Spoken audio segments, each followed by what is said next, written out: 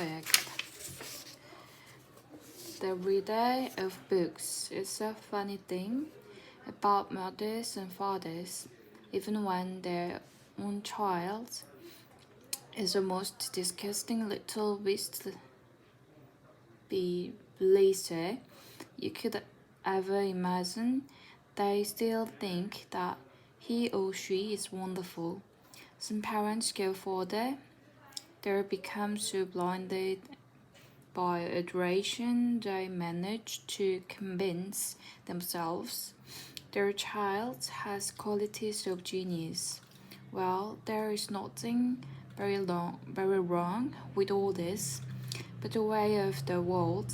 It is only when the parents begin telling us about the brilliance of their own revolting offspring that we start shouting, "Bring us a basin. We're going to be sick."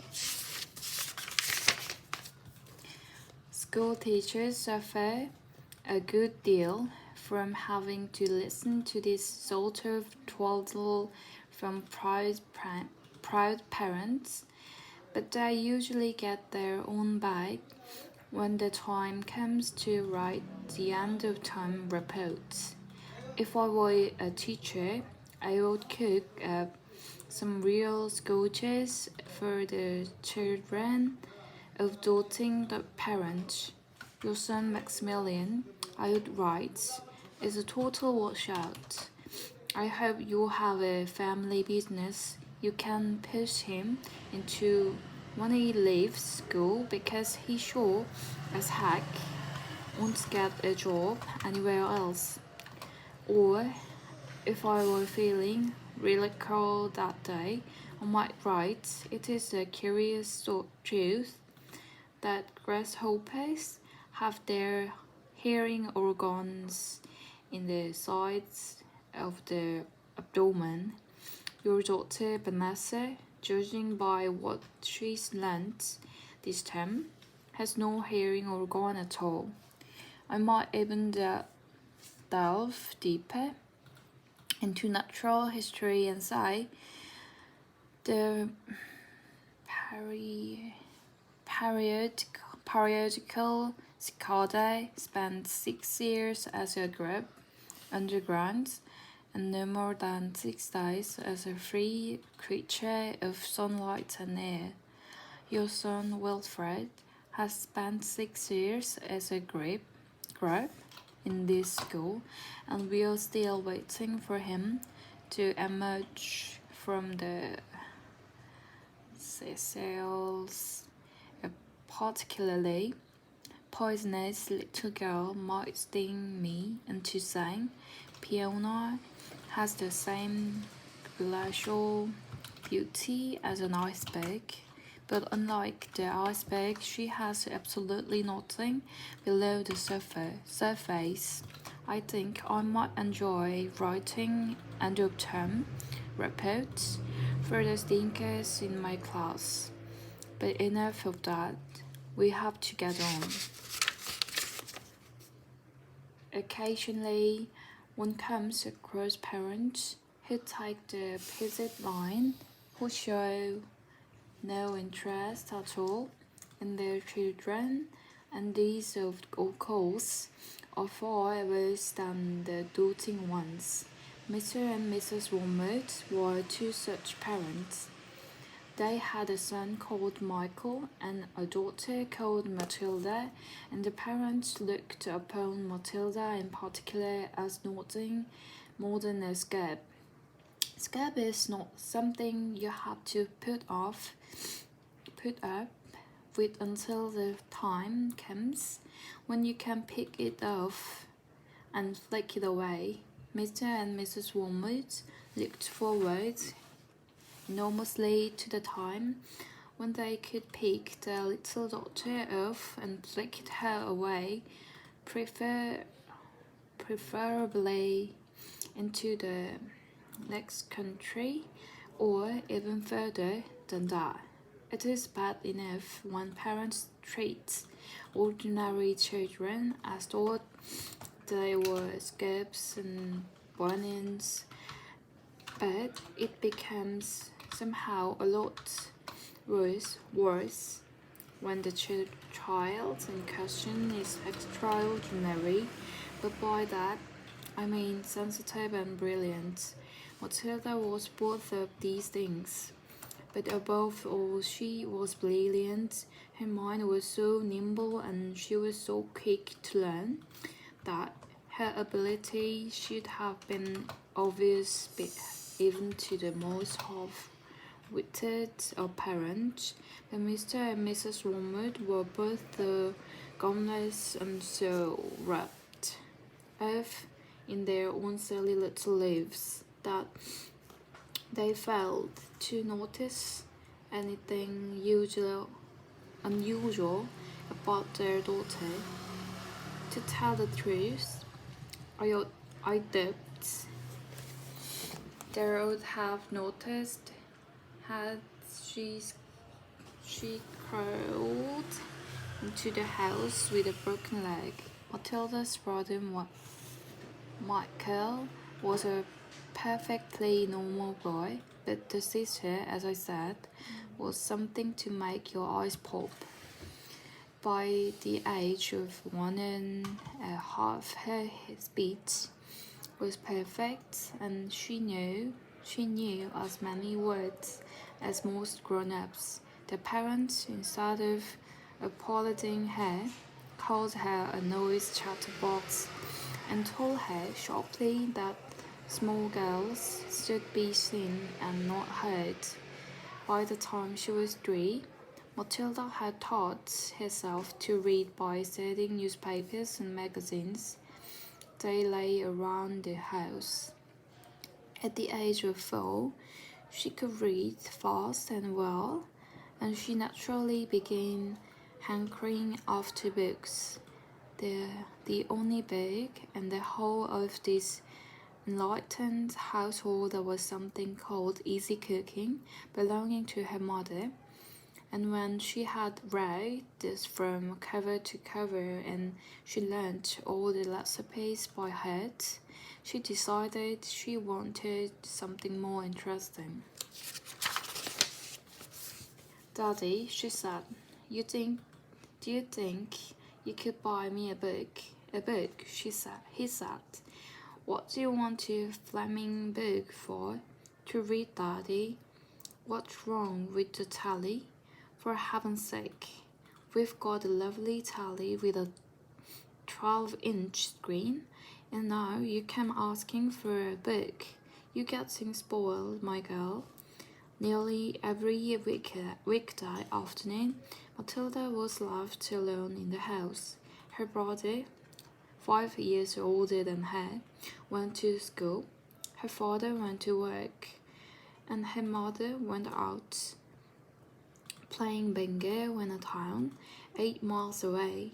Mrs. Wormwood was hooked on bingo and played it 5 afternoons a week.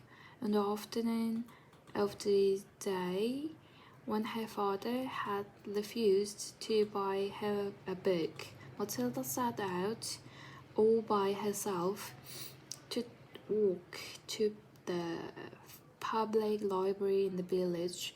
When she arrived, she introduced herself to the librarian, Mrs. Phelps. She asked if she might sit a while and read a book. Mrs. Phelps, slightly taken aback at the arrival of such a tiny girl, unaccompanied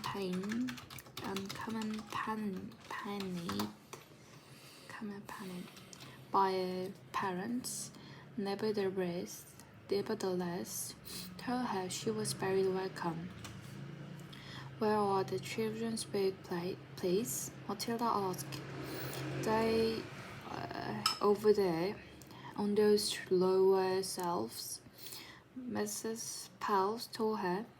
"Would you like me to help you find a nice one with lots of pictures in it?" "No, thank you," Matilda said. "I'm sure I can manage." From then on, of an afternoon, as soon as her mother had left for bingo, Matilda toddled down to the library. The walk took only 10 minutes, and this allowed her 2 glorious hours sitting quietly by herself in a cozy corner, devouring one book after another. When she had read every single children's book in the place, she started wandering around in search of something else. Mrs. Phelps, who had been watching her with fascination for the past few weeks, now got up from her desk and went over to her. "Can I help you, Matilda?" she asked. "I'm wondering what to read next," Matilda said. "I've finished all the children's books." "You mean you looked at the pictures?" "Yes, but I read the books as well." Mrs. Phelps looked down at Matilda from her great height, and Matilda looked right back up at her. "I thought some were very poor," Matilda said, "but others were lovely. I liked the Secret Garden basketball. It was full of mystery, the mystery of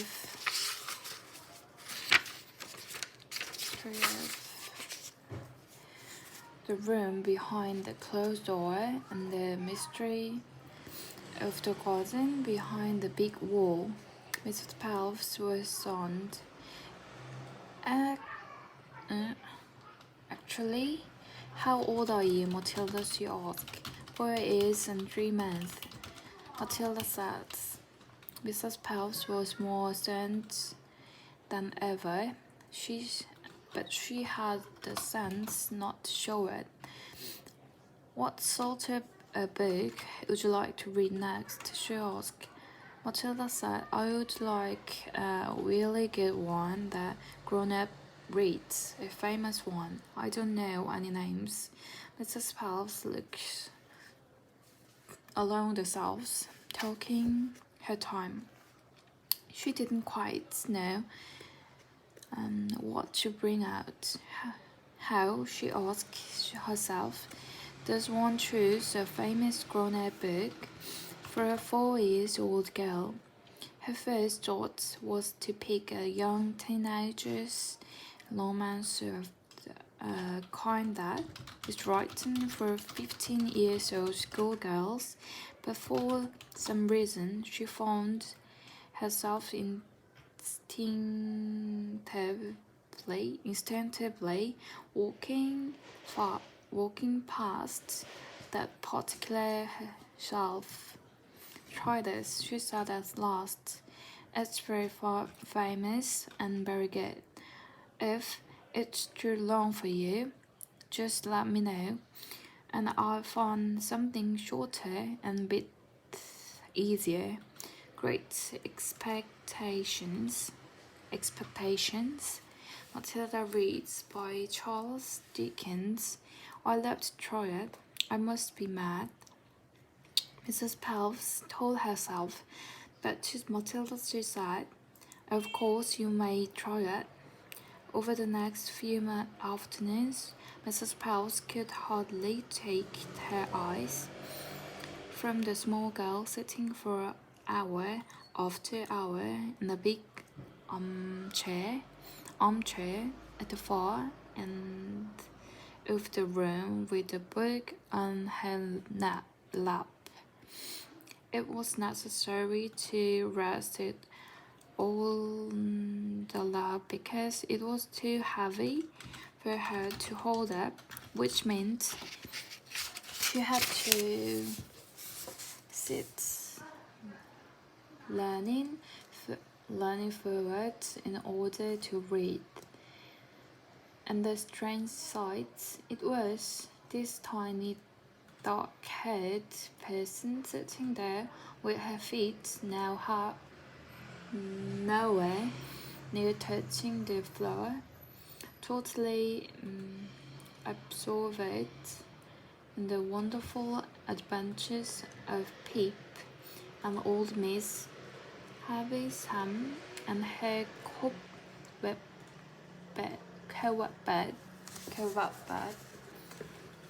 house, and by the spell of magic that Dickens, the great storyteller, had woven with his words. The only movement from the reader was the lifting of the hand every now and then to turn over a page. Mrs. Pels always felt sad when the time came for her to cross the floor and say, It's 10 to 5, Matilda. During the first week of Matilda's visit, Mrs. Pels had said to her, Does your mother walk you down here every day and then take you home? My mother goes to, every afternoon to play bingo, Matilda had said. She doesn't know I come here. But that's surely not right, Mrs. Pop said. I think you'd better ask her. I'd rather not, Matilda said. She doesn't encourage reading books, nor does my father. But what do they expect you to do every afternoon in an empty house? Just mooch around and watch the telly. I see. She doesn't really care what I do, Matilda said a little sadly. Mrs. Pels was concerned about the child's safety on the walk through the very busy village, high streets, and the crossing of the road, but she decided not to interfere. Within a week, Matilda had finished Great Expectations, which in that edition contained 411 pages. I love it, she said to Mrs. Pels. Has Mr. Dickens written any others? A great number, said the astounded Mrs. Pels. Should I choose you another? Over the next 6 months, and the Mrs. Pels.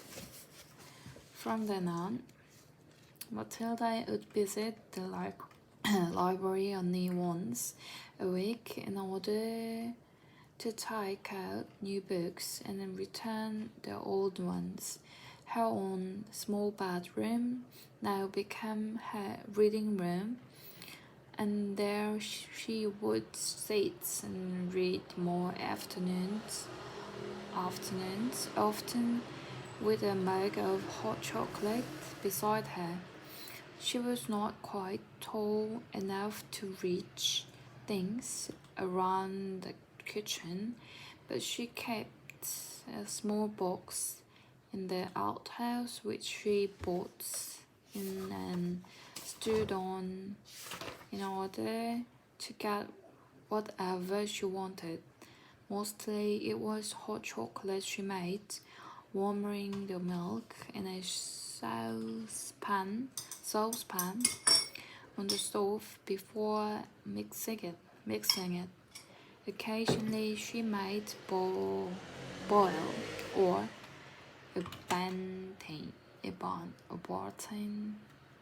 It was pleasant to take a hot drink up to her room and have it beside her as she sat in her silent room reading in the empty house in the afternoons. The books transported her into new worlds and introduced Africa to amazing people who lived exciting lives. She went on olden-day sailing ships and with Joseph Conrad. She went to Africa with Ernest Hemingway and to India with Rudyard Kipling. She traveled all over the world while sitting in a little room in an English village. 처음 읽으니까 어렵다. 여기 처음 읽는 거 같아.